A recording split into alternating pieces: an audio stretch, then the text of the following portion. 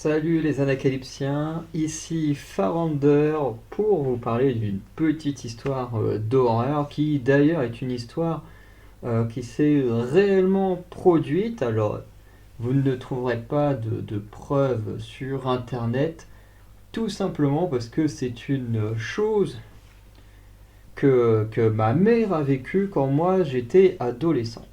Bien sûr, avant de commencer la vidéo, je préfère prévenir, comme c'est la première vidéo dans ce style-là, qui je pense sera pendant longtemps très certainement la façon dont on fera ce style de vidéo où je raconte des petites histoires d'horreur ou des choses comme ça, ou des histoires un peu graves, comme lorsque je mentionnerai le harcèlement autour de The Kairi 78 pour les vidéos qui sont prévues cette année. Bref, comme vous voyez dans l'esthétique de la vidéo avec ce côté très sombre, juste une petite lumière qui vient du côté là, vous vous doutez, c'est très inspiré de Feldup. Pour moi, Feldup c'est le meilleur youtubeur de. Pour moi, le meilleur youtubeur. Mais voilà, après, c'est logique, c'est mon youtubeur préféré, donc voilà, c'est comme ça. Et en général, les trois quarts des gens qui font des vidéos dans le style dont on va parler aujourd'hui, dans le style de Feldup et tout le monde ont un peu cette ambiance, voilà, assez sombre avec une toute petite lumière, ou pour essayer de mettre une petite ambiance terrifique et tout ça. Voilà, tout ça, je le préfère le dire d'avance, c'est totalement de l'inspiration de Feldup. Voilà, son youtubeur préféré. Et forcément, je m'inspire de lui dans la mise en scène. Deuxième chose, le masque. Alors la veste, je pense que je la porterai tout le temps parce que j'aime bien le style. Alors le t-shirt sera sûrement différent à chaque fois parce que bon là, c'est parce que le week-end d'avant j'ai été voir Olivia Rodrigo, donc je porte ma merch là pour la vidéo, mais je pense que ça changera en fonction des vidéos. Mais sinon, le masque est lié à deux choses. La première, c'est que c'est un peu une référence à un autre youtubeur dans ce style-là que j'aime énormément qui s'appelle Foufa. Si vous connaissez pas Foufa, c'est globalement un gars qui met en avant les gens principalement sur TikTok, mais aussi d'autres plateformes qui sont des comment dire, des influenceurs qui font beaucoup de mal aux gens. Voilà, à travers des arnaques, etc. Et du coup, il porte toujours un masque blanc, je le trouve hyper stylé. Et la deuxième raison du fait que je porte le masque, c'est que ça me manquait de porter un peu ce masque, hein, voilà. Puisque pour ceux qui ne le sauraient pas, avant que cette chaîne soit créée, c'était également une chaîne de musique. Mais surtout, au tout début où je me suis lancé sur internet, je n'assumais pas spécialement de montrer mon visage, ce qui fait que beaucoup de vidéos étaient des vidéos où on ne me voyait pas, où il y avait que des photos et tout, qui est encore un format que je garde aujourd'hui, mais c'est plus vraiment pour les raisons où je m'assume pas sur YouTube, mais plus parce que des facilités de montage et tout ça, pour être totalement honnête. Mais quand j'ai commencé à me filmer comme là, au début, avec le Mada Calypso, on portait différents masques, dont celui-ci et quelques autres. Et du coup, comme j'adore ce masque et que il n'y a pas vraiment d'occasion de le porter, et que il y a quand même une esthétique d'horreur à travers les masques, soit comme je disais à travers certains youtubeurs comme Foufa qui parle de sujets graves et qui a son propre masque, mais aussi dans le film d'horreur, quasiment tous les tueurs en série dans le slasher ont des masques. On pense au Ghostface, on peut penser à, à celui de Massacre à la tronçonneuse, bon Freddy lui il en a pas, à Jason il a un masque. Bref, je pense aux trucs récents que j'ai vu comme Séminaire, le truc norvégien ou nordique. Pareil, bon là c'est même plus un masque, hein, c'est presque un casque hein, son truc. J'avais vu The Book Mortel Club, là où je sais pas quoi, il y a le tueur a un masque. Dans Sur un toit l'été dernier, de mémoire, il doit en avoir un aussi. Bref, quasiment tous les tueurs dans les slashers, je dis là quasiment tous, parce que tous n'en ont pas forcément un, mais quasiment tous portent un masque. Et notamment, un homme qui maîtrisait énormément l'horreur, c'est Bray Wyatt, qui est décédé il y a peu. Enfin, il y a peu, il y a quand même presque un an maintenant. et qui avait créé toute une esthétique d'horreur dans le monde du catch, avec la Firefly Funhouse, des choses comme ça, et notamment Bray Wyatt avait un alter ego qui s'appelait The Fiend qui portait un masque. Et au travers le catch, il y a son frère Bo Dallas, globalement, qui est revenu cette semaine, au moment où je vous parle, et peut-être la semaine dernière, au moment où vous voyez cette vidéo, et qui revient avec des esthétiques à nouveau d'horreur, avec des mises en scène un peu comme celle-ci, mais avec des sortes de corps partout et tout, c'était incroyable. Et notamment ces membres de cette Wyatt Six, un truc comme ça, je crois que c'est le nouveau nom du groupe, euh, du coup, reprennent pour certains les personnages de la Firefly Funhouse, mais en version humaine, parce qu'à la base c'était des poupées, et ils sont repris de façon humaine avec des masques, un peu comme celui que je porte, mais un peu en version horrifique. Donc, donc voilà, un peu pour expliquer l'esthétique à la fois du masque et de la lumière, qui sont totalement des inspirations à des gens, envers des gens que j'admire, comme Feldup, comme Fufa, ou encore comme le GOAT Bray Wyatt, qui nous manque énormément. Voilà. Du coup, une fois que tout ça est dit, hein, parce que je pense que à chaque fois que des gens vont tomber sur une vidéo que je ferai comme ça, soit ils vont me dire ah tu fais comme Feldup machin, au moins c'est dit, je pourrais les renvoyer dans cette vidéo là pour qu'ils comprennent, et puis c'est tout.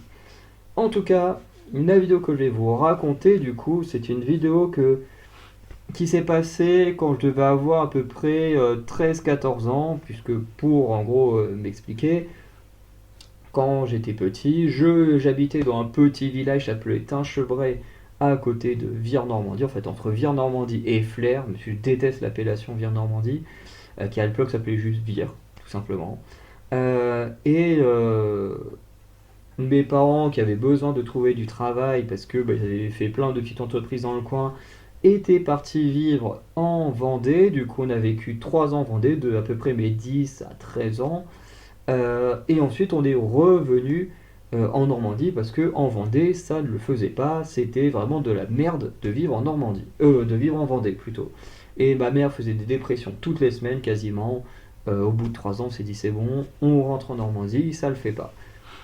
Et du coup, on est rentré en Normandie. Il a bien fallu trouver un logement et on a fini par en trouver un. Et pour ceux qui connaissent Tinchebray, d'ailleurs, c'était un logement qui se trouvait à peu près en bas, en face de la cyberbase, si la cyberbase existe encore. Mais vous voyez, pour ceux qui connaissent Tinchebray, en gros, en face de la cyberbase, t'as des petites ruelles et tout avec plein d'appartements. Enfin, c'est un coin assez particulier.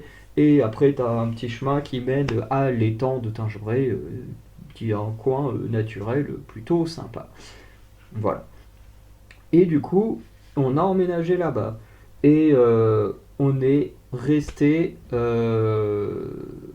même pas une nuit. En fait, je crois qu'on n'a jamais dormi là-bas. J'étais sur le point de dormir là-bas, mais finalement, on n'est jamais resté dans cette maison. Et c'est ce que je vais vous raconter dans cette vidéo. Et oui. En gros, cette maison, c'est une maison qu'un ami de nos parents, enfin de mes parents, enfin celui du maître d'Acalypsie, avait rénové, puisqu'à l'époque il avait une entreprise où en gros il refaisait l'intérieur des maisons, hein, tout ce qui était peinture et tout ça. Et il y avait une maison à Tinchebray, enfin plutôt un appartement, pardon, qu'il avait rénové tout ça, donc il connaissait le proprio, et il nous avait mis en lien avec lui. Du coup, on a du coup profité du fait d'avoir un contact pour avoir un appartement plus facilement. Du coup, on y va, on rentre dans l'appartement, on voit l'appartement, on se dit il est sympa. Après, en plus, c'était un appartement où en gros, sur le premier étage, globalement, vous avez une grande salle qui faisait salon, une salle qui faisait cuisine, et à l'étage du dessus, ben, vous avez tout le reste, quoi, salle de bain. Après, les toilettes, je sais plus où elles étaient, parce que bah, je crois que j'ai jamais vraiment eu le temps d'y aller dans ces toilettes-là. Vous avez salle de bain, et vous avez 3 chambres, une pour les parents, une pour moi, une pour le maître d'Anacalypsie. Et du coup, on voit l'appartement, on dit c'est sympa, On a des facilités pour faire les papiers et tout parce que bah, grâce à l'ami de mes parents, on connaît le proprio et c'est plus facile de choper le logement, hein. À l'époque, on devait être au début des années 2010, hein, on devait être autour de ces années-là, donc c'était beaucoup plus simple de trouver un logement qu'aujourd'hui. Pour en chercher, je sais à quel point c'est de plus compliqué. Euh, Globalement, voilà. On finit par prendre l'appartement et à déménager dedans. Bien sûr, le temps de déménager, de tout installer, de monter les meubles et tout, on dormait chez les amis de mes parents.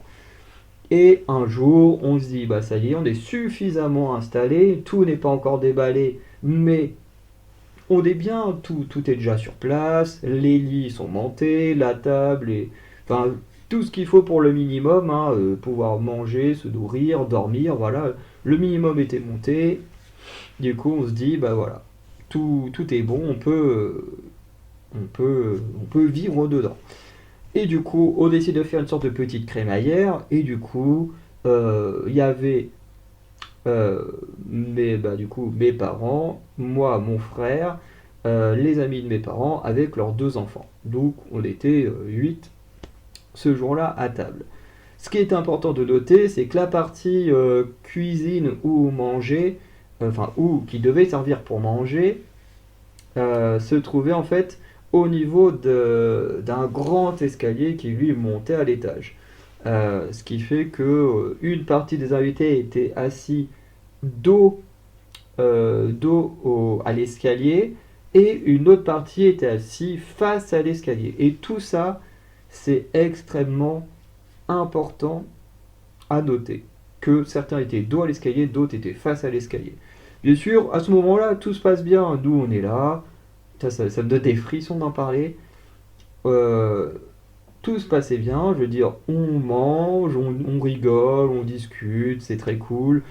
Nous, les enfants, au bout d'un moment, bah voilà, on en a marre d'être à table. On va s'installer dans la partie salon où on avait déjà installé un canapé, la télé. Du coup, bah, nous, les quatre enfants, on était posés devant la télé. Pareil, très important à noter. À ce moment-là, les quatre enfants sont, et quand je dis quatre enfants, je me compte dedans à l'époque, sont dans le canapé. Les quatre adultes, eux, ils sont dans la partie cuisine, sorte de cuisine, salle à manger, hein, puisque bon, il y a des gens chez qui on mange dans la cuisine, il y en a d'autres où on mange dans la salle, la salle à manger, hein, c'est un peu l'utilité d'une salle à manger, mais voilà, ça dépend du mode de vie des gens. Je sais que par exemple chez les amis de mes parents, quand on mangeait chez eux, on mangeait dans la cuisine. Par contre, chez mes parents, on a toujours mangé dans la salle, le salon, quoi. Bref, ça dépend du mode de vie des gens. Mais encore une fois, à bien noter, les quatre enfants dans la partie salle-salon, sachant qu'il n'y a pas de porte, il n'y a rien, vraiment, tout le monde se voit, hein. Les deux pièces sont côte à côte. Et voilà, c'est un peu vraiment ces sortes d'appart où tout est quasiment ensemble, mais il y a quand même une sorte de petite démarcation, et puis c'est tout. Et du coup, les adultes, eux, ils discutent tranquillement, et au bout d'un moment, euh, ma mère se sent pas bien. Ma mère, elle est en train de parler avec l'homme de leur couple d'amis qui était en face d'elle, et elle était dos à l'escalier. Et du coup, euh, enfin, c'est même pas que.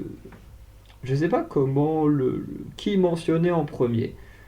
Parce qu'en gros, les deux étaient en train de discuter, parce que de l'autre côté, notre père et la femme du couple d'amis, eux, n'ont rien senti, rien remarqué. C'est vraiment les deux autres personnes qui sont importantes, notre mère et l'homme du couple d'amis.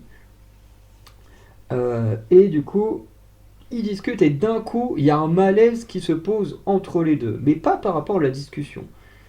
Parce que c'est arrivé que quand tu as des longues amitiés, ça peut arriver qu'il y a des moments où bah, ça va pas, tu vas avoir une petite dispute, ou les trois quarts du moment ça va bien, enfin bref, ça arrive.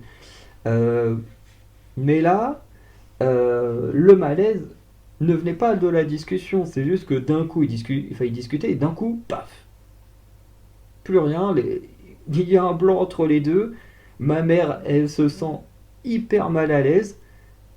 Et l'homme, du coup, pareil, il fait une tête, mais terrifié. Vraiment, il a une tête, il a peur de ce qu'il voit. Et, euh, et du coup, ma mère lui fait, bah, qu'est-ce qui se passe?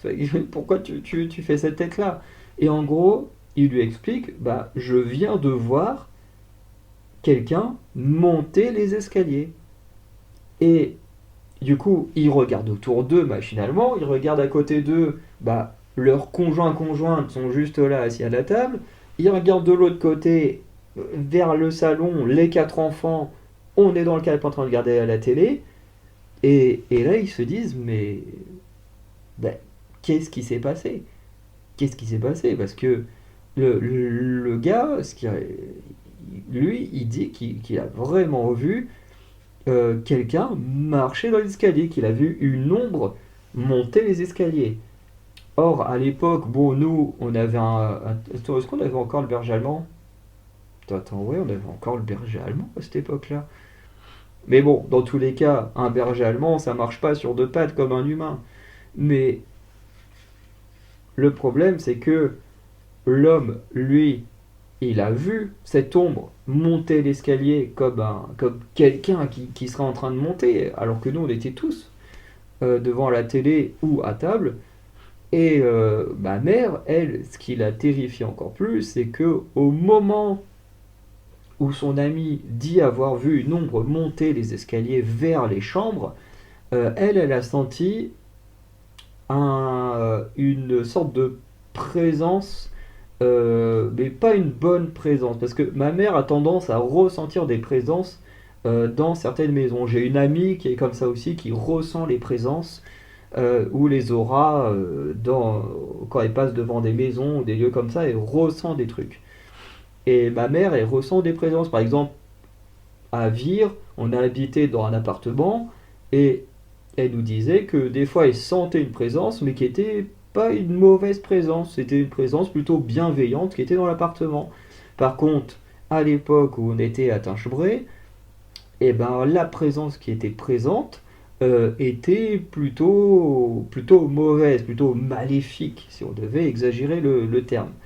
Et le fait que ma mère sente du malaise par rapport à une présence maléfique, j'exagère le trait bien sûr, mais ce que ma mère nous dit toujours, c'est que cette présence, en tout cas, elle avait absolument rien de bienveillante.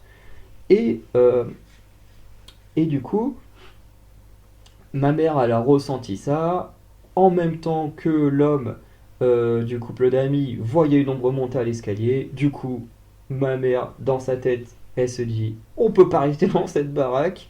Voilà, on se casse, on ne reste pas là-dedans. Parce que voilà, j'ai ressenti quelque chose. L'autre, il voit une ombre qui monte les escaliers vers les chambres des gamins. Elle fait non, non, non, on peut pas rester là-dedans. Le soir même, on a été dormir chez le couple d'amis de mes parents. On a déménagé direct. Bon, on n'a pas trouvé quelque chose aussitôt, du coup, on a vécu quelque temps chez les amis de mes parents. Euh, mais, euh, mais voilà, on a dû quitter cet appartement aussitôt qu'on l'a emménagé à cause de cette présence particulière qui était dans la maison et qui aurait apparemment pris forme d'ombre pour monter les escaliers. Le truc, c'est que l'histoire de cet appartement ne s'arrête pas là. L'appartement, il y a d'autres gens qui ont vécu dedans après. Et grâce à notre ami qui a rénové la maison, on a pu apprendre que les gens qui ont vécu dedans après nous n'ont jamais réussi à chauffer la maison. Peu importe le type de chauffage qu'ils utilisaient ou quoi que ce soit, il a toujours fait froid dans cette maison pour les gens qui ont vécu après nous. Parce que nous, on ne peut pas le dire, on est arrivé, on est reparti aussitôt. On n'a pas eu le temps de voir si tout fonctionnait dans la maison. Je ne sais pas s'il y a une explication rationnelle ou pas, que ce soit à l'ombre qui montait les escaliers, que ce soit à ce que ma mère a ressenti comme présence, ou du fait que les locataires suivants n'ont jamais réussi à chauffer la maison, que ce soit avec le chauffage classique, que ce soit avec le chauffage électrique. Rien n'y faisait, la maison restait tout le temps froide. Je ne saurais pas expliquer comment. Même si on peut avoir un soupçon de piste, mais un soupçon de piste pour les gens qui aiment les histoires un peu de fantômes, d'esprits qui traînent. Puisque l'histoire de cet appartement, si on revient un peu aux origines, au moment où il a commencé à se passer des choses bizarres, les raisons pour lesquelles cet appartement a dû être refait à neuf par l'amis de mes parents, eh ben, c'est tout simplement que avant nous, il y a une personne qui vivait dedans, voilà, qui apparemment ne se sentait pas bien dans sa vie et qui s'est tout simplement immolé dans cette maison. Voilà, tout simplement, il s'est suicidé en mettant le feu à la maison. Et ça peut donner des explications, bon, des explications plutôt surnaturelles plutôt que rationnelles, mais le fait que la maison ne puisse plus se chauffer à cause du fait qu'une personne ait été brûlée vif dans cette maison, voilà, ça peut être un phénomène un peu surnaturel, voilà. Le fait qu'une présence maléfique soit encore là, ou du moins une présence négative, euh, si effectivement la personne qui était triste, qui ne se sentait pas bien dans sa vie, en se suicidant, s'est transformée en esprit, bah du coup forcément, s'il n'avait pas bien de sa vie, il peut pas se transformer en un esprit joyeux comme, comment il s'appelle, Casper, quoi. Automatiquement, effectivement, l'esprit se transformerait forcément en quelque chose de plus négatif. Donc, est-ce que ça expliquerait des choses ou pas? C'est difficile de trouver du rationnel ou du surnaturel. Chacun peut interpréter la chose à sa manière. Je veux dire, le cas de l'esprit, on peut s'imaginer, si on aime le surnaturel, que c'est l'homme qui s'est suicidé en s'immolant, qui est encore coincé dans la maison sous forme d'esprit. D'un autre côté, le fait que des gens n'aient jamais pu chauffer la maison, ça peut aussi être une sorte d'explication surnaturelle, hein, du fait que je crois que la maison était suffisamment chauffée le jour où elle a pris feu. Voilà, puis qu'après ça, elle n'a jamais voulu cette maison se réchauffer à nouveau. Euh, voilà. Après, comment expliquer que des gens ressentent des présences ou des auras et que d'autres non, ça c'est hyper compliqué à expliquer. Moi je sais que je ne ressens absolument rien comme présence. Alors j'ai une sorte de sixième sens qui me permet de me prévenir quand du danger approche de moi, même derrière mon dos. En général, j'ai une sensation bizarre et je sais qu'il y a quelqu'un qui veut me faire peur ou quoi que ce soit. Et même quand je marche dans les rue, je suis sur mon téléphone, j'ai toujours une sensation au niveau du nez qui me prévient qu'il y a un danger devant moi, ce qui fait que je me suis jamais pris un poteau dans la gueule de ma vie. Voilà, grâce à ce sorte de petit sens particulier. Euh, mais voilà, après, t'en as qui ont une sorte de pouvoir de guérison, enfin bref. Chacun peut avoir des trucs, il y en a sûrement qui y croient, d'autres qui y croient pas, c'est compliqué. Voilà, il y en a qui vont croire à la voyance, moi personnellement ça j'y crois pas, mais bon, il y a des gens qui croient un peu en ce qui leur fait du bien, voilà, pour dire ça plus gentiment. Euh, mais même l'ombre qui a monté l'escalier, genre comment on peut expliquer ça? Je veux dire, si personne ne bougeait, que tout le monde était assis soit dans un canapé, soit dans des chaises, comment expliquer que quelqu'un était en train de monter les escaliers, enfin, qu'une présence montait les escaliers, enfin, vous voyez ce que je veux dire, c'est une histoire un peu particulière, très différente des choses que j'ai racontées sur moi les deux dernières fois, hein. Mais celle-ci, voilà, c'est plus l'expérience qu'a vécu ma mère et l'un de ses amis. Peut-être qu'un jour je ferai une vidéo où je les interrogerai là-dessus pour voir leur ressenti euh, plus de 10 15 ans plus tard quasiment. Euh, Parce que bah, c'est vrai que c'est quand même une expérience particulière. Moi, ça m'est jamais arrivé, mais voilà. En tout cas, je pense qu'à leur place, si j'avais vu une ombre monter les escaliers de ma maison, j'aurais été terrifié. Si j'avais ressenti une présence maléfique, j'aurais été terrifié, donc je pense que j'aurais quitté la maison aussi. En sachant que j'ai déjà fait comment ça s'appelle, une apnée du sommeil. Vous savez, quand vous endormez et puis que, enfin, vous êtes en sorte de semi-sommeil, à moitié éveillé, mais vous êtes paralysé. Non, c'est voilà une paralysie du sommeil. Vous êtes paralysé, mais que vous voyez quand même des choses. Vous êtes à moitié entre le sommeil et non, et puis vous voyez des choses très bizarres. Moi, je peux vous dire que je voyais quelqu'un dans ma chambre avec des ciseaux sur ma gorge et c'était hyper perturbant parce que je pouvais absolument pas bouger. Et il y a des expériences comme ça qui sont un peu inexplicables. Je sais pas d'où ça sortait, mais, mais voilà. En tout cas, si vous pensez avoir des explications naturelles ou pas forcément rationnelles, mais voilà, vous pensez à des choses qui pourraient s'en rapprocher, des histoires assez proches, n'hésitez pas à me le mentionner en commentaire, ça pourrait être intéressant d'aller checker ça. Et sinon, bah, les prochaines histoires que je vous raconterai en termes de sortes de petites histoires voilà, qui peuvent faire froid dans le dos, bah, cette fois concerneront des gens que je ne connais pas.